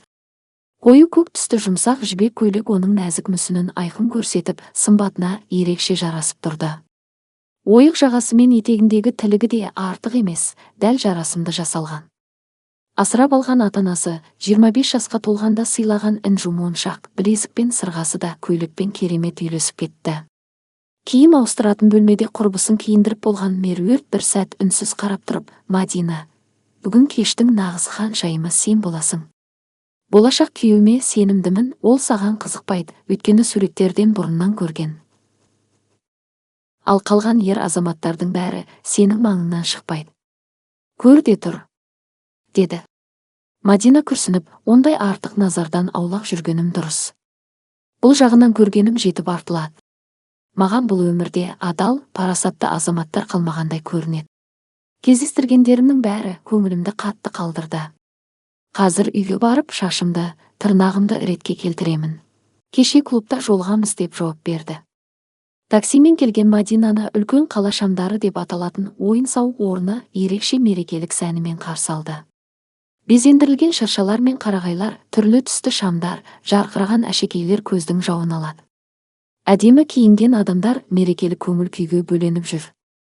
Бірақ Меруерт айтқандай, кештің ең көрікті аруы жалғыз Мадина емес екен. Би алаңында да, үстел басында да, сусын ұсынылатын орында да көз тартарлық сұлу қыздар аз емес еді. Жаңа жыл қарсаңында ешкімде сәннен кем түскісі келмегені анық байқалады. Қонақтардың көбі көтеріңкі көңіл күйге бөленіп үлгерген. Мұны көрген Мадина іштей жеңіл тыныстап алды. Бұл жердегі ешкімнің оған назар аударып тұрған түрі жоқ еді. Бірақ оның қуанышы ұзаққа созылмады. Залдағы үстелдердің бірінде достарымен көңіл көтеріп отырған Ерасыл көзге түсті. Ол Мадинаның өміріндегі алғашқы жалғыз ер адам болатын. Меруертпен және өзге қыздармен еркін әңгімелесіп отырған Мадинаны көрген сәтте оның жанары ашкөздікпен жылтырап кетті. Мына қыз бұрынғысынан да сұлу болып кетіпті. Сол кезде оны қолдан шығарып алғаным қателік болған екен. Осындай әйелдің жанында жүрген еркектің абыройы да артады деп іштей арам ойға беріліп мысқылдай жымиды. Бүгінде оны өзіме қаратып аламын деп шешті. Әуелі бір-екі сусын ішкізіп көңілін босатсам, кейін көндіру оңайырақ болады деп ойлаған Ерасыл қайтадан достарының қасына барды. Бірақ көзі үнемі Мадинада болды. Бір сағаттай өткен соң шыдамы таусылды. Енді оны құрбыларының көзінше қорлап тәкаппарлығын баспақ болды. Арт жағынан үнсіз келіп, мәссаған, кімдерді көріп тұрмын. Оның үстіне жалғыз екенсің. Қаласаң, сені басқа жігіттердің мазалауынан қорғайын деді. Мадина жалт бұрылып, еріксіз кейін шегінді. Бірақ Меруерттің көңілді кешін бұзғысы келмегендіктен орнынан тұрып, Ерасылды сусын қойылған орынға қарай ертіп кетті. Саған менен не керек? Екеуміздің арамыздағы әңгіме баяғыда аяқталған. Қасыңдағы адамдарыңа қайта бар да, мені жайыма қалдыр деді ол. Бірақ өз дегеннен қайтпайтын Ерасылдың райы өзгермеді. Ол тағы да Мадинаны өзіне қаратып алатынына сенімді еді. Мадина, кездейсоқ кездескеніміз үшін бір бокал қызыл шарап ішіп, жақсы көңілмен айырылысайық. Мен сені ренжіткім келген жоқ. Біздің қысқа ғана болған қарым-қатынасымыздан екеуміздің де еске алар сәттеріміз бар шығар деді. Мадина бекерден бекер жанжал шығарғысы келмеді. Сондықтан оның соңынан еріп барды. Ерасыл шетелден әкелінген қымбат жүзім шарабынан 2 бокал алды. Жанына шоколад пен қантқа ұнатылған жаңғақтарға да тапсырыс берді. Сосын еш қымсынбастан Мадинаның белінен құшақтады. Оның ойы анық еді. Аздап масайса, бұрынғыдан жуас болады деп есептеді. Бірақ қателесті. Мадина шарапты бірақ жұтып қойды да, дәмін де сезбей, Ерасылдың көзіне тіке қарап, міне, енді сенен толық құтылдым. Қалағаның орындалды деді. Ерасыл мұндай жауапқа үйренбеген еді. Бұған дейін ешбір әйел оны кері қайтармаған. Сондықтан ол Мадинаның құлағына сыбырлап, бүгінгі кездесуіміз мұнымен бітпейді. Қазір жеке бөлме аламын. Сен бәрібір менімен бірге боласың. Бәрін ұмытқан жоқпын деді. Тағы басталды деп ойлады Мадина қынжылып. Неге қасымда ер адам пайда болса болды, бар ойы бір ғана нәрсеге тіреледі. Ол айналасына көмек іздеп қарады. Дәл жанында сусынын асықпай ішіп тұрған бір жас жігіттен басқа ешкім жоқ екен. Екеуінің көзі түйісе кетті. Әлгі бейтаныс оның жанарынан не оқыды екен, орнынан баяу көтеріліп қастарына келді де. Бұл әйел менімен бірге келген. Мен аз уақытқа ғана алыстап едім. Сіз соны пайдаланып қалыпсыз деді. Ерасыл аң-таң болып, сен тағы қайдан шықтың? Деді.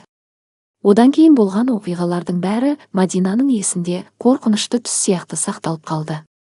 Өзін қорғауға келген жігіт Ерасылды жерден оп-оңай көтеріп алып, тарс еткізіп бір тартып жіберді. Бірақ масайған Ерасыл кетерінде де тынышталмады. Қолындағы жартылай ішілген қызыл шарапты Мадинаның көйлегіне шашып жіберді. Қою қызылдақ жібек көйлекке лезде жайылып кетті. Мадинаның өңі қашып кетті. Бейтаныс жігіт оның қолынан ұстап дәретханаға қарай асықты. Матаны тез жуып жіберсек, ізі қалмайды деп жол бойы айтып келе жатты. Ал Мадинаның ойында мүлде басқа нәрсе тұрды. Өйткені осы уақытқа дейін өмірінде ешбір ер адам оны қорғап көрмеген еді. Кенет бойын белгісіз бір сезім биледі. Ол жігіттің мойнынан құшақтап, оны клубтың сыртына қарай ертіп шықты. Жолай тек сырт киімін алу үшін ғана аз уақытқа тоқтады. Мен көлікпен келдім. Мұнда ескі досыммен кездесуім керек еді. Бірақ ол әлі келген жоқ деп абдырап сөйлеп келе жатқан жігіттің сөзін Мадина тыңдағанда жоқ. Түс көріп жүргендей күйде оны соңынан ертіп, жаңа ғана жолаушыларын түсірген таксиге қарай алып жүрді. Сол сәтте оған ештеңенің мәні қалмаған еді. Бұзылған көйлекте жұрттың не ойлайтыны да, үнсіз еріп келе жатқан жігіттің таңданысы да қызықтырмады. Санасында бір ғана ой жаңғырып тұрды, жақсы болған екен, сапалы жібек іш киім кигенім. Пәтеріне келген соң Мадина әлгі бейтаныс жігітті құшақтап, бар сезімін сыртқа шығарды. Екеуінің арасындағы сол түнгі жақындық Мадинаға бұрын-соңды сезілмеген ерекше бақыт сыйлағандай болды. Жаны жеңілдеп, жүрегі қуанышқа толды. Үнемі сабырлы, тәртіпті болып жүруден әбден шаршадым. Бұл кездесу өмірімде бір-ақ рет қайталанатын шығар. Оның атын да білмеймін. Бірақ оның ақылды әрі парасатты адам екеніне сенімдімін деп ойлады ол. Неліктен бұлай сенгенін өзі де түсіндіре алмады. Өйткені олар бір-біріне екі ауыз сөзден артық айтпаған еді. Таң ата екеуі бір-бірін құшақтаған күйі қатар ұйықтап кетті. Ал Мадина таңертең жалғыз оянды. Кеше түнгі оқиғадан мыжылған төсекпен әлгі бейтаныс жігіттің хош иісі сіңіп қалған жастықтан басқа еш белгі қалмапты. Ол өзіне кофе қайнатып алды да, аяқ киім салынған қорапқа тығып қойған азын-аулақ жинаған ақшасын шығарды. Саян Нұрбекұлының үйіндегі әр адамға жаңа жылдық сыйлық сатып алмақ еді. Өйткені ол бұл адамдарды туғандарындай көріп кеткен болатын. Ал кешегі түн. Не істейсің? Оның да соңы болды. Жаңа жыл түндегі ғажайыптардың бәрі де бір күні аяқталады. Ерасылдан құтқарып қалған белгісіз құтқарушы да ғайып болды. Тек бір өкініші әлгі жігітке таңғы аста дайындап үлгермеді. Расында тоңазытқышында ештеңе жоқтың қасиет, тіпті бір үзім нан да қалмаған. Әйтсе де оның үлпілдек құймақ пісіруге шебер екенін ойлап жымиды. ұн бар, қант бар, ванилин, сүт бар, мұздатқышта бір кесек сары майда жатыр. Бірақ қиялға берілетін уақыт емес. Қызметіне қайта оралу керек. Мадина қайтадан өзінің әдейі жасап алған қарапайым, көзге түспейтін бейнесіне енді. Кең киімдерін киіп, көзілдірігін тағып, сөмкесін жинады да Әлібекке телефон соқты. Саян Нұрбекұлының жүргізушісі оны дүкендерді аралатып, сыйлықтарын алып болған соң, белгіленген уақытқа дейін үйге жеткізіп салуға уәде берген еді. Жол бойы Мадина кешегі түнді қайта-қайта есіне алды. Кеше өзін қорғап қалған бейтаныс жігіт те өз өміріндегі тағы бір қайырым періште болған шығар деп ойлады. Көңіл күйі екіұдай еді. Бір жағынан қайтып кездеспейтін адамнан айырылғандай мұңайды. Екінші жағынан ұзақ уақыт бойы бір сарында өтіп келген өміріне сондай жарқын, ұмытылмас сәт сыйлаған тағдырға риза болды. Олар Әлібек екеуі Саян Нұрбекұлының үйіне дәл кешкі сағат 8-де жетті. Үйдің алдына келгенде Мадинаны Мирас пен Тұмар күтіп алды. Бағбан жігіт қысылған кейіппен оған шырша бүршіктермен жарқыраған әшекейлерден өзі жасаған шағын гүлшоқты ұсынды. Сол сәтте кіреберіске Ақерке шықты. Бүгін жаңа жыл құрметіне ерекше әрленіпті. Кірпігіне түрлі түсті бояу жағып, көзіне қою сүрме тартып, қабағына алуан реңк беріп, бетіне еріне ашық түсті бояу жаққан. Бір қызығы, мұның бәрі оның табиғи сұлулығын бұзбапты. Не болды, Мирас? Енді назарыңды басқаға аудара бастапсың ба? Бұрын мені өмір бойы сүйемін деп жүр едің ғой. Әлде сезімің сөніп қалды ма? Деп әдейі келемеждеді ол. Мирас бұрын үндемейтін. Бірақ бұл жолы шыдай алмады. Мадинаға гүлшоғын ұстатып жатып, Мадина Қайрат қызына тиісуші болма. Онымен құрметсіз сөйлейтіндей сен кімсің? Оның бір тырнағына да татымайсың, деді. Ақерке оны менсінбей бір қарап алды да, үніңді өшірші, бақшадағы қарауыл. Мен сені күтіп тұр дейсің бе? Қазір Нұрасыл Саянұлы келеді. Нағыз ер азамат қандай болатынын содан үйрен. Сен оған қай жағынан да жете алмайсың, деді. Осы жағымсыз сөзді тоқтату үшін Мадина Мирасқа жақындап, қолтығынан ұстап шетке алып шықты. Оның ауыр сөздерін көңіліңе алма, Мирас, өсімдіктер мен жануарларды дәл сендей жақсы көретін адам, табиғаттың өз бөлшегі секілді. Біреулер адамдарға қамқор болып, адасқан жандарға демеу болады. Ал біреулер табиғаттың қорғанына айналады. Өсімдіктер мен жануарларды қорғайды, адамдардың игілігіне жаратады. Бірақ оларға зиян келтірмейді. Сен дәл сондай табиғаттың қайырым періштесісің. Осыны мақтан тұт. Сен оған әбден лайықсың, деді. Мадина абдырап қалған Мирастың бетінен сүйіп алды да баспалдақпен жоғары көтерілді. Дәл сол сәтте алыстан көліктің моторы естілді. Бірақ ол бұған мән бермеді. Бар ойы Іңжуда еді. Аздан соң жаңа жылдық мерекені қарсы алады, ал Іңжу әлі дайын емес болатын. Оның үстіне Зәмзәгүл апайдың мерекелік дастарханға байланысты шаруасы да бастан асып жатыр еді. Сәндеп безендірілген үлкен зал көздің жауын алады. Барлығы жарқырап тұр. Дастархан сан түрлі тағам мен сусынға толы. Үйдегілердің бәрі мерекелік киімдерін киіп алған. Мадина да кең жемпірінің орнына ақ шілтерлі жейде мен қара белдемше киді. Бірақ шашындағы түйіні мен көзілдірігін өзгертпеді. Саян Нұрбекұлы жұмсақ кашемир жемпір мен ашық түсті кең шалбар киіп шықты. Зәмзәгүл апайдың алжапқышы мен шашына алтын түсті жылтыр таспалар тағылған екен. Ақерке болса арқасы ашық, өңірі ойық күлгін түсті көйлек киіп алып, дастарханға тағам тасып жүрді. Іңжу күлгін реңкті нәзік көйлекпен арбасында тік отыр екен. Мадина оның шашын әдемілеп тарап қойғандықтан бүгін жүзі бұрынғыдан сергек көрінді. Аяғының түбінде әдеттегідей адал серігі тұмар жатыр. Мирас мереке қарсаңында оны арнайы сусабынмен жуындырып қойғандықтан қара жүні ерекше жылтырап тұрды. Мадина бәріне жаңа жылдық сыйлықтарын үлестіріп үлгерген еді. Әрқайсысына кішкентай періште бейнеленген шаша ойыншығын сыйлады. Сәл ғана шайқасаң, ішінен қоңыраудың сыңғыры естіледі. Кешкі сағат 10-да бәрі дастархан басына жинала бастады. Әуелі ескі жылды шығарып салып, жақсылығына алғыс айтып, жамандықтың бәрін өзімен бірге алып кетуін тілеу керек болатын. Саян Нұрбекұлы ұлын шақырып келуге сыртқа шықты. Көп ұзамай екеуі бірге залға кірді. Дәл сол сәтте Мадина қолындағы апельсин шырынынан бір ұрттап отырған еді. Саян Нұрбекұлының жанында кешегі түнді бірге өткізген әлгі бейтаныс жігітті көргенде қолындағы стақаны дір ете қалды. Оның кешіріңіз, әке. Күтпеген жағдай шығып қалды.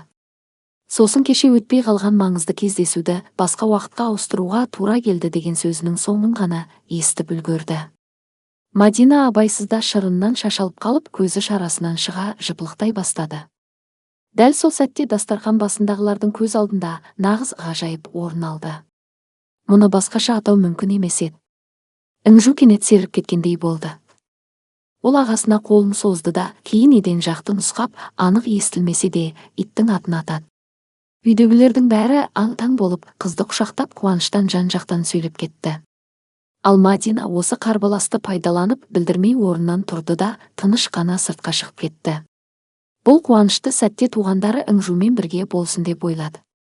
Оның жоқ екенін ешкім де бірден байқамайтын еді. Ал өзі болса күтпеген шындықтың әсерінен есін жинап алу керек болатын.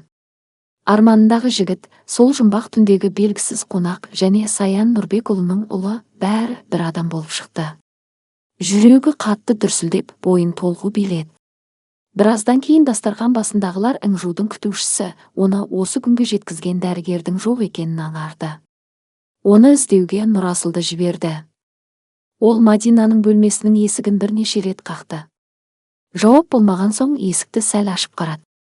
Бөлмеде ешкім жоқ, тек жуынатын бөлмеден су сылдыры естіледі.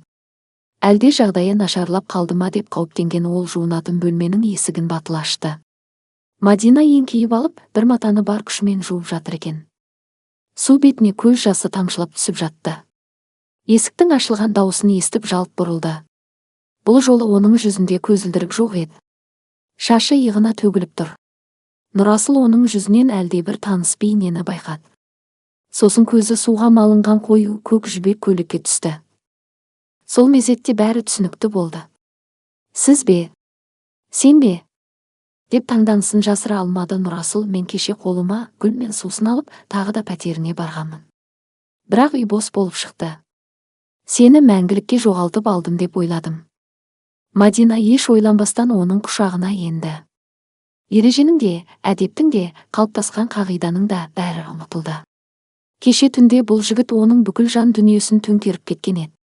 Адамдар бір-бірін әр түрлі жағдайда жолықтырады. Ол үшін ең маңыздысы дәл осы адамның жанында өзін бақытты сезінуі болатын. Біраздан кейін Нұрасыл оны ақырын босатып тезірек кейін. Жаңа жылға санаулы минут қана қалды. Үлгереміз деді. Бұл жолы ешқандай бүркеніштің қажеті болмады. Уақыт тым аз еді. Ақ жейдесі мен қара белдемшесі су болып қалғандықтан Мадина тез ғана өзіне қонымды көк джинсын, ақ тоқыма жемпірін киді. Шашын жинауға да үлгермеді. Тек тарақпен бір сипап өтті. Екеуі жаңа жыл соғылар сәтте дастархан басына қатар келіп отырды. Бокалдардағы көпіршіген сусын жарқырап тұр. Дастархан Зәмзәгүл апай әзірлеген небір дәмге толы. Інжу да жүзінде әлсіз болса да күлкіге ұқсас нышан білдіруге тырысып отыр. Саян Нұрбекұлы ештеңе сұрамады. Тек Нұрасыл мен Мадинаның қатар отырғанына бір қарап қойды. Ал Зәмзәгүл апай ішінен бұл үйде жуырда тағы да сәбидің күлкісі естілетін болды-ау деп қуанып отырды. Мирас Тұмардың арқасынан сипап үнсіз жымиып отыр. Ал Ақерке ернін тістелеп қызыл балық салынған тіске басарды еріксіз шайнап отырды. Егер бұлай жүре берсем, енді Мирас та қолдан кетеді. Бұл үйде қалғым келсе, оның ықыласына жауап бергенім дұрыс шығар. Жігіттің өзі жаман емес. Мейірімді, еңбекқор, қолынан іс келеді деп ойлады ол. Сол жаңа жыл түні ертегідей әсерлі өтті. Дастархан басындағы әр адамның өз бақыты, өз қуанышы бар еді. Қысқы демалыс күндері де көзді ашып жұмғанша өте шықты. Бірақ Мадина бір күнде Інжумен жұмысын тоқтатпады. Жеткен нәтижені бекіту үшін күн сайын жаттығуларын жалғастырды. Алғашқы жұмыс күні Саян Нұрбекұлы демалыста тым босаңсып кеткенін түсініп, жұмыстан ертерек қайтты. Үнсіз басып қызының бөлмесіне жақындағанда іштен шыққан дауысты естіп тоқтап қалды. Қазақы төбет. Тұмар. Әке. Нұрасыл. Зәмзәгүл. Мирас. Саян. Ақерке деп Інжу Мадинаның соңынан буынға бөліп қайталап отыр екен. Саян Нұрбекұлы дәліздің бұрышына барып көз жасына еріп берді. 10 күннен кейін Мадина Қайрат қызының ұстазы шақырған дәрігерлер кеңесі қорытынды шығарды. Нәтиже бәріне үміт сыйлады. Аурудың беті қайтып, ағзадағы жасушалар мен тіндердің бұзылу үдерісі баяулаған еді. Аурудың саябыр кезеңі ғылымда бұрын соңды тіркелген мерзімнен де ұзаққа созылыпты. Ұстазы Саян Нұрбекұлына қарап, мен сізге Мадинаның өте мықты маман екенін айтқанмын. Әрине, толық сауығып кетеді деп айту орынсыз. Бірақ қызыңыздың жағдайында айқын оң өзгерістер бар. Ол айналасына жауап бере бастады, қайтадан сөйлеуге талпынып жүр. Мен бір нәрсені түсіндім. Егер науқастың жанында қайырым періштелері жүрсе, дәл Мадина айтқандай, оның бұл өмірде тағы біраз уақыт бақытты өмір сүруге мүмкіндігі болады. Ал сіз сол уақытты қызыңыз үшін барынша жарқын етуге күш салатыныңызға сенімдімін деді. Арада жарты жыл өтті. Бакуге таңертең ұшатын ұшақ ауа райына байланысты кешігіп жатты. Әуежайда бір-біріне сүйеніп тұрған жас жұбайлар кезек электронды тақтаға, кезек бір-біріне қарап қояды. Іші әбден білініп қалған Мадина жымиып, Нұрасыл, егер сол күні әлгі клубқа бармағанымда, сен мені мына қарапайым кейпімде көріп, назар аудармай өтіп кетер ме едің? Деп сұрады. Нұрасыл оның қолындағы неке жүзігін сипап қойып, жоқ, қандай киім кисең де, қандай бейнеге жасырынсаң да, мен сенің періштедей таза жаныңды бәрібір таныр едім. Адамға жасаған жақсылығыңды ешқандай бүркеніш жасыра алмайды. Мен бәрібір саған ғашық болар едім деді. Сол сәтте әуежайда ұшаққа отырғызу басталғаны хабарланды. Екеуі құшақтасып ұшаққа мінетін қақпаға қарай баяу жүріп кетті. Бакудегі соңғы жұмыстарымды толық аяқтаймыз. Сен де сол әсем қаланы аралап көресің. Содан кейін тезірек туған үйімізге қайтамыз. Інжу біз жолға шығар алдында, Нұрасыл, Мадина, Інжу, Тұмар күтіп тұр деді. Өзімізше бір жұмбақ сөйлем болды. Бірақ мен оның не айтқысы келгенін түсіндім. Олар бізді күтіп отыр. Біз оларды жерге қаратпауымыз керек. Өйткені бізсіз қайырым періштелерінің шеңбері толық болмайды. Бүгінгі оқиға осымен тамам. Әңгіме ұнаса видеоға лайк басып, өз ойыңызды жаза кетіңіз. Сіздердің қолдауларыңыз біз үшін өте маңызды. Ал келесі әңгімеде кездескенше аман сау болыңыздар.